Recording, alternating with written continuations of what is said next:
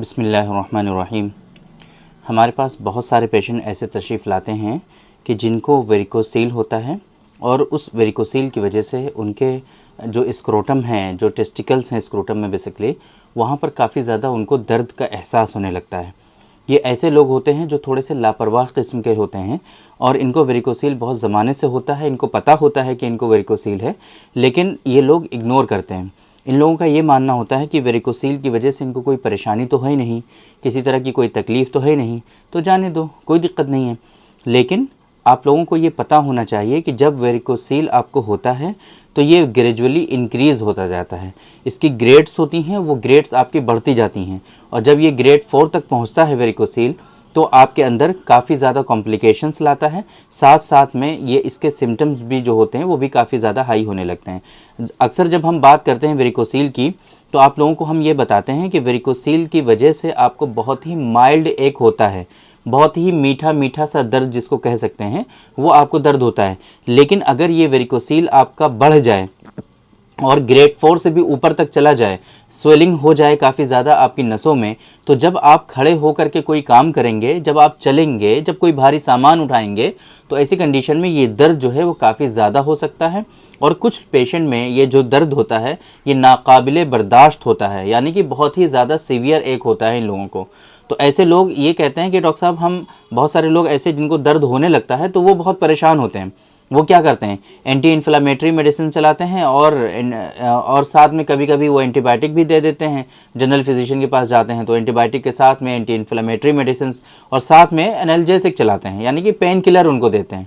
तो अब जाहिर सी बात है इस तरह के मेडिसिन खाने से उनको कोई रिलीफ तो होता नहीं है। टेम्परेरी बेसिस पर जब तक एनाल्जेसिक का असर उनकी बॉडी में रहता है तब तक उनको पेन में और दर्द में राहत रहती है बस।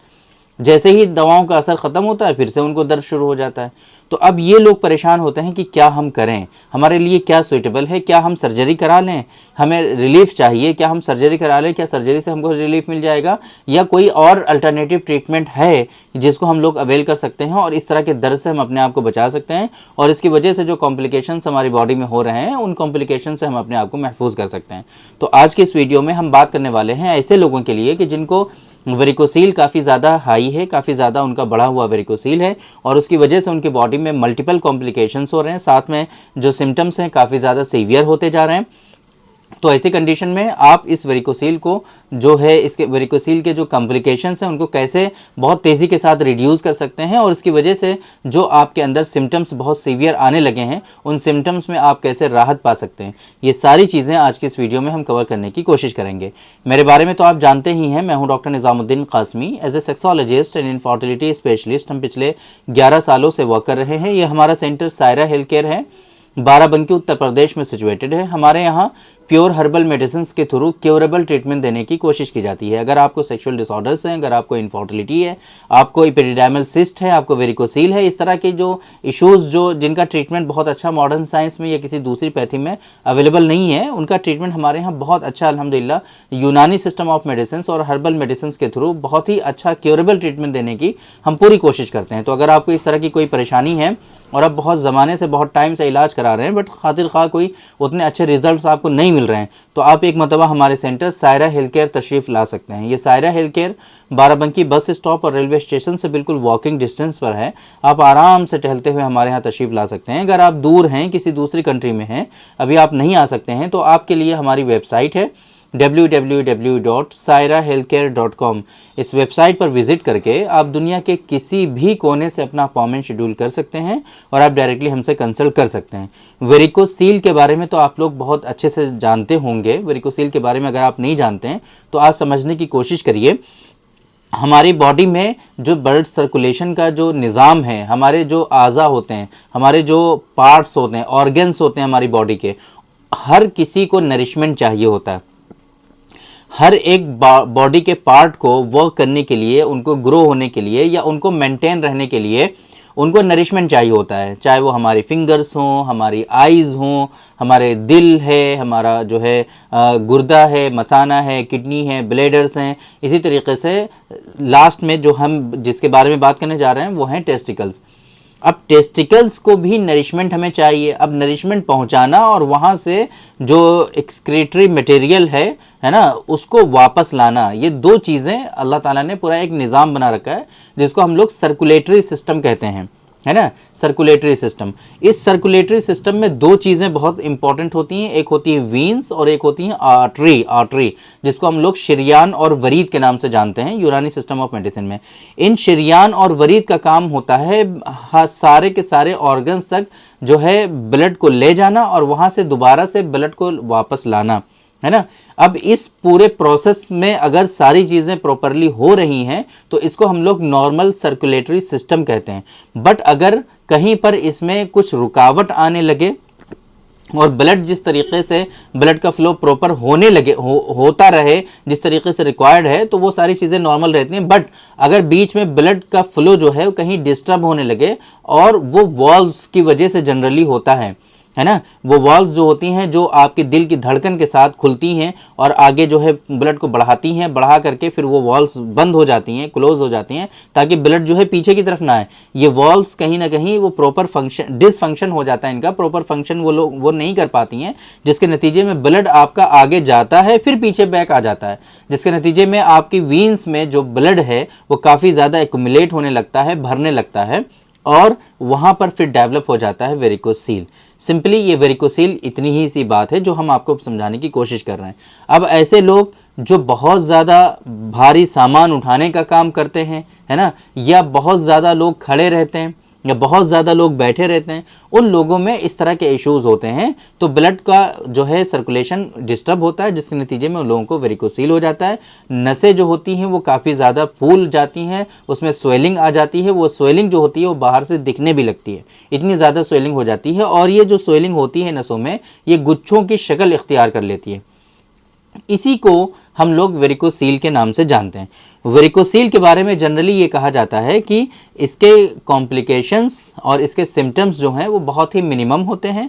वेरिकोसील लोगों को हो जाता है लेकिन इससे कोई परेशानी लोगों को नहीं होती है, इसी वजह से लोग बहुत मरतबा इसको इग्नोर करते हैं। लेकिन वेरिकोसील जो कॉम्प्लिकेशंस डालता है वो आपके स्पर्मेटोजेनेसिस में डालता है, आपके स्पर्म काउंट को रिड्यूस कर देता है, आपके स्पर्म की मोटिलिटी को कम कर देता है, या समटाइम्स आपके अंदर स्पर्मेटोजेनेसिस पूरा का पूरा कंप्लीटली स्टॉप हो जाता है, जिसको हम लोग मैच्योरेशन अरेस्ट के नाम से जानते हैं, और उनको एजोस्पर्मिया डेवलप हो जाता है। तो वेरिकोसील इस तरीके से देखा जाए तो बहुत ही ज़्यादा मेजर कंडीशन है, और इसकी वजह से बहुत बड़े बड़े इश्यूज़ लोगों के अंदर देखने को पाए जाते हैं, और वेरिकोसील की वजह से बहुत ज़्यादा परेशानियां होती हैं कॉम्प्लिकेशंस के तौर पे। सिम्टम्स की अगर हम बात करें तो सिम्टम्स में वेरिकोसील के बहुत ज़्यादा कोई ऐसे बेसिक सिम्टम्स नहीं होते हैं। जब वेरिकोसील बहुत ज़्यादा ग्रेड्स में बढ़ जाता है, बहुत सीवियर हो जाता है, तो कुछ लोगों को कभी कभी हल्का हल्का दर्द होता है, लेकिन अगर इसमें लापरवाही की जाए और इसके प्रिकॉशंस प्रॉपरली फॉलो ना किए जाएं तो ऐसी कंडीशन में वेरिकोसील के सिम्टम्स भी कभी कभी कुछ लोगों में बहुत ज़्यादा सीवियर हो जाते हैं और उनको दर्द बहुत तेज़ी के साथ होता है। तो ऐसे लोगों के लिए हम आज के इस वीडियो में जो आपको बताने जा रहे हैं बहुत ही इंपॉर्टेंट चीज़ें हैं, उसको समझने की कोशिश करिए। देखिए, अगर आप एनाल्जेसिक लेंगे, अगर आप जो है ऐसी मेडिसिन का इस्तेमाल कर रहे हैं जो आपके दर्द में राहत पहुंचा रही हैं, तो ये चीज़ आपकी सिर्फ टेम्परेरी होती है, क्योंकि आप वेरिकोसील में ये मेडिसिन आपको कोई चेंजेस नहीं करती। आपका वेरिकोसील जैसा था वैसा ही रहेगा एनाल्जेसिक लेने के बाद भी, वहाँ पर आपको कोई चेंजेस नहीं होने वाले। तो ऐसी कंडीशन में आप कितने दिनों तक जो है एनाल्जेसिक लेंगे, पेन किलर जो मेडिसिन है वो कितने दिनों तक आप खाएंगे? जाहिर सी बात है बहुत लॉन्ग टर्म तक इसको आप खा नहीं सकते। तब ऐसी कंडीशन में आपको परेशानी होती है कि भाई आप जो है एनाल्जेसिक खा भी रहे इतने दिनों से, आपको कोई राहत नहीं हो रही है। जब तक आप मेडिसिन खाते हैं तब तक आपको थोड़ा सा आराम रहता है, मेडिसिन का असर जैसे ही ख़त्म होता है ये फ़ौरन फिर से हमको हो जाता है। तब ऐसी कंडीशन में आपको 5 चीज़ें बहुत इंपॉर्टेंट हम आपको बताते हैं जो आपको फॉलो करनी है। अगर इनको आप फॉलो कर लेंगे तो इंशाल्लाह किसी भी तरह की कोई मेडिसिन भी नहीं लेनी पड़ेगी आपको, और विदाउट मेडिसिन आप आराम से जो है वेरिकोसील के सिम्टम्स में जो है राहत पा सकते हैं और वेरिकोसील को ठीक भी कर सकते हैं। सही सुना आपने, वेरिकोसील आपका क्योर भी हो सकता है। लेकिन ये बात भी हम अक्सर बताते रहते हैं कि वेरिकोसील को क्योर करने के लिए बिल्कुल भी परेशान नहीं होना चाहिए। वेरिकोसील ऐसी कंडीशन है जिसका रिकरेंस रेट बहुत हाई होता है, ये बहुत तेज़ी के साथ फिर से आपके अंदर डेवलप हो जाता है। तो वेरिकोसील की असल चीज़ क्या है जो हमें देखना है कि वेरिकोसील को हमें मैनेज करना है। वेरिकोसील अगर आपको है तो इसके होने से आपको क्या परेशानी हो रही है, उन परेशानियों से आप अपने आप को बचा पाएँ। वेरिकोसील अगर आपको है तो उसकी वजह से क्या कॉम्प्लिकेशंस आपको हो रहे हैं, उन कॉम्प्लिकेशन से आप अपने आप को बचा पाएँ, ये असल चीज़ है। वेरिकोसील आपका ठीक हो जाए और इसकी तरफ से आप लापरवाह हो जाएं, ये चीज़ नामुनासिब लगती है। तो अब पहले नंबर पे जो चीज़ें, 3 चीज़ें ऐसी हैं जिनको आपको अवॉइड करना है। Long sitting, long standing, heavy lifting. ज़्यादा देर तक खड़े नहीं रहना है आपको, ज़्यादा देर तक बैठे नहीं रहना है और भारी सामान नहीं उठाना है आपको। ये 3 चीज़ें आपको अवॉइड करनी है और 2 चीज़ें ऐसी हैं स्पेसिफिकली जिनको आपको फॉलो करना है ना। पहले नंबर पे टाइट अंडरवियर हमेशा आपको पहन के रखना है। जब भी आप चल रहे हैं, जब भी आप खड़े हो रहे हैं तो आपके जो टेस्टिकल्स हैं वो नीचे को लटकने ना पाएँ, बल्कि जो आपने टाइट अंडरवियर पहना है उस टाइट अंडरवियर की लेयर पर वो टेस्टिकल्स जो है वो टिक जाएं। ऐसा सपोर्टर, ऐसा अंडरवियर आपको पहन के रखना है। और वेरिकोसील की कुछ स्पेसिफिक एक्सरसाइजेज होती हैं जिनके बारे में हमने आपको बहुत मरतबा बताया हुआ है। हमारी जो वीडियो है वो यूट्यूब पर आपको मिल जाएगी, वेरिकोसील की एक्सरसाइजेज के नाम से आप हमारे नाम के साथ सर्च कर लीजिए, वहाँ पर आपको वीडियो मिल जाएगी। आप उस वीडियो को देख करके उसमें जो स्टेप्स बताए गए हैं वेरिकोसील के एक्सरसाइजेज के, आपको उनको भी फॉलो करना है। साथ में बहुत तेज़ी के साथ इफेक्ट पाने के लिए अगर ये 5 चीज़ें आप फॉलो कर लेंगे तो इंशाल्लाह मोर देन 50% आपको रिलीफ होने लगेगा वेरिकोसील में विदाउट एनी मेडिकेशन। आप तेज़ी के साथ सपोर्ट चाहते हैं, आप चाहते हैं कि वेरिकोसील परमानेंट आपका क्योर हो जाए और इसकी वजह से आपको कोई परेशानी ना हो, तो ऐसी कंडीशन में डॉक्टर कासमीज़ नुस्खा नंबर 145 जो है very effective for varicocele. Varicocele में हम अपने पेशेंट को इस्तेमाल कराते हैं। हमारे यहाँ ऐसे ऐसे पेशेंट आते हैं वेरिकोसील के जिनको बहुत सीवियर वेरिकोसील होता है, उसकी वजह से कॉम्प्लिकेशंस उनको बहुत सीवियर हो रहे होते हैं, उनको मैचुरेशन अरेस्ट हो चुका होता है, उनको स्पर्म काउंट उनके 0 हो चुके होते हैं। या बहुत सारे पेशेंट ऐसे भी आते हैं जिनको इतना मेजर इशू नहीं होता है, उनके स्पर्म काउंट कम हो गए होते हैं, मोटिलिटी का इशू होता है। तो ऐसे पेशेंट में जब हम इस मेडिसिन का इस्तेमाल कराते हैं डॉक्टर कासमीज़ नुस्खा नंबर 145, तो धीरे धीरे हम देखते हैं कि उनका जो वेरिकोसील की ग्रेड्स होती हैं वो धीरे धीरे कम होती जाती हैं और वेरिकोसील लास्ट में जाकर के बिल्कुल नील हो जाता है, वेरिकोसील उनका ख़त्म हो जाता है, वेरिकोसील पाया ही नहीं जाता, ऐसी कंडीशन हो जाती है। अब जाहिर सी बात है वेरिकोसील के कॉम्प्लिकेशंस की वजह से उनके अंदर स्पर्म काउंट कम हुआ था, वेरिकोसील की कॉम्प्लिकेशंस में उनको मैचुरेशन अरेस्ट हुआ था। तो अगर हम प्रॉपर सपोर्ट उनको देते हैं, उनकी बॉडी को, उनके टेस्टिकल्स को, तो प्रॉपर स्पर्मेटोजेनेसिस उनका फिर से रीस्टार्ट हो जाता है और बहुत सारे पेशेंट में अल्हम्दुलिल्लाह स्पर्म जो है वो प्रॉपर मिल जाता है, मैच्योर स्पर्म हमें मिल जाता है। तो अगर आपको इस तरह की कोई परेशानी है तो एनाल्जेसिक पर डिपेंड रहना छोड़िए, पेन किलर लेना छोड़िए। दर्द की दवाओं का इस्तेमाल जो है वो लॉन्ग टर्म तक बहुत ज़्यादा नुकसानदेह माना जाता है, आप उसको अवॉइड करने की कोशिश करिए। और जो ये 5 चीज़ें हमने बताई हैं इनको फॉलो करिए और डॉक्टर कासमीज़ नुस्खा नंबर 145 2 गोलियाँ सुबह शाम इस्तेमाल करिए, इंशाल्लाह वेरिकोसील आपका ठीक हो जाएगा और इसकी वजह से जो कॉम्प्लिकेशंस हुए हैं वो भी इंशाल्लाह रिवर्स हो जाएंगे। और इसी तरीके से जो सिम्टम्स आपको वेरिकोसील के देखने को मिल रहे हैं विद इन मंथ इंशाल्लाह उन सिम्टम्स में भी आपको काफ़ी ज़्यादा राहत देखने को मिलेगी।